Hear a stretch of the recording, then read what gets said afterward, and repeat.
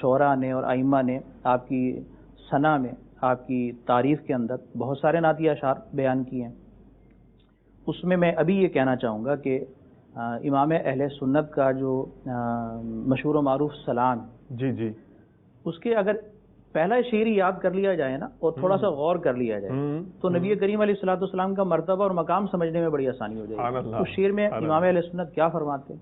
مصطفیٰ جان رحمت پہ لاکھوں سلام، شمع بزم ہدایت پہ لاکھوں سلام، مہر چرخ نبوت پہ روشن درود، مہر چرخ نبوت پہ روشن درود، گلے باغ رسالت پہ لاکھوں سلام۔ اب ان کے اندر جو لاکھوں سلام تو پتہ ہے، صحیح ہے، لاکھوں سلام کا مطلب تو ہے لاکھوں سلام، اللہ تعالیٰ لاکھوں سلام ان پر بھیجے۔ جو الفاظ اور جو اوصاف نبی کریم علیہ الصلوۃ والسلام کے بیان کیے گئے ہیں، اگر اس کی گہرائی میں اتر کر ذرا غور کریں گے اور تھوڑی سی روایتوں کا اور احادیث کا جائزہ لیں گے تو یہی باتیں ایک مسلمان کے لیے جو ہے وہ ایمان کو تازہ کرنے کے لیے کافی ہو جائیں گی۔ پہلا وصف اس کے اندر ہے مصطفیٰ۔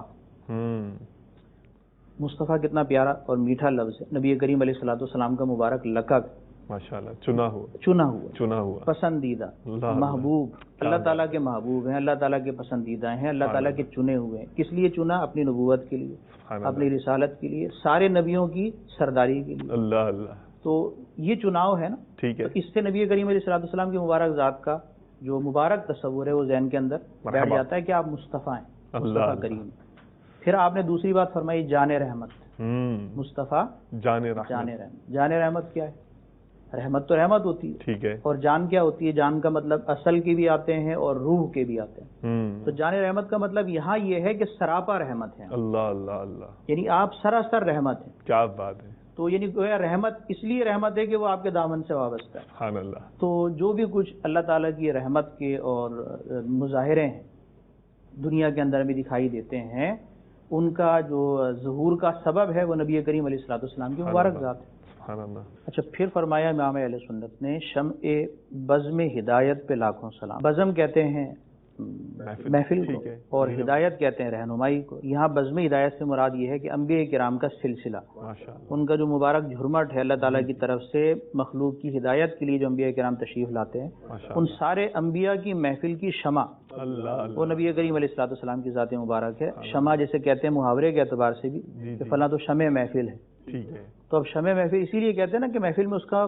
مقام ممتاز اور بلند و بالا ہوتا ہے۔ تو امام علیہ سنت یا نبی کریم علیہ الصلوۃ والسلام کے بارے میں آپ یہ لکھ رہے ہیں آپ کی شان میں کہ آپ کیا ہیں؟ شمع بزم ہدایت ہیں، یعنی انبیاء کی محفل کی شمع ہے۔ تو اس میں یہ بھی اشارہ ہے کہ نبی کریم علیہ الصلوۃ والسلام تمام نبیوں کے سردار ہیں اور سب سے افضل ہیں، اور یہ ہمارا عقیدہ بھی ہے۔